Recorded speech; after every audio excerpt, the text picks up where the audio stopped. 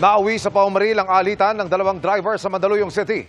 Pati ang isang nagtitinda at customer nitong nasa tabing kalsada na damay kaya sugatan. Narito ang eksklusibo kong pagtutok. Parang may karera sa bilis ng takbo ng dalawang sasakyang unang nakuhanan ng CCTV sa Barangay Addition Hills, Mandaluyong.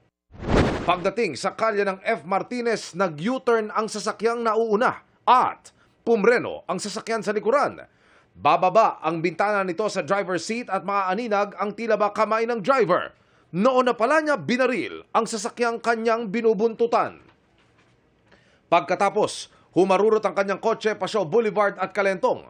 Ayon sa Mandaluyong Police, isa itong road rage incident. Nagkagit-gitan lang, then nagkayabangan dahil parehong yung sasakyan nila parang parehong naka-set up.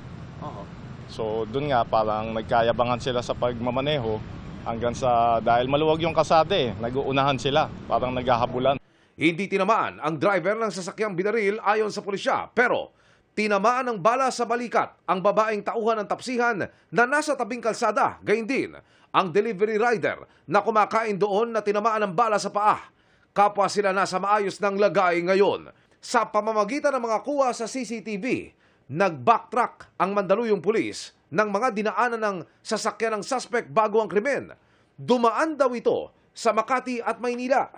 At natumbok sa Intramuros kung saan din na-locate ang suspect. Pero pumalagang suspect nang aarestuhin na. Pinaandan niya yung sasakyan, then hanggang sa hinabol na rin, hanggang sa na-corner, tumigil naman siya, pero nag-resist. Nabaril sa braso ang suspect, kaya nasa ospital pa. Patuloy naming sinusubok na makunan siya ng pakayag. Na-recover sa kanyang sasakyan ang kalibre 45 baril at ilang supot ng hinihinalang party drugs. Sinampahan na siya ng reklamo sa piskalya.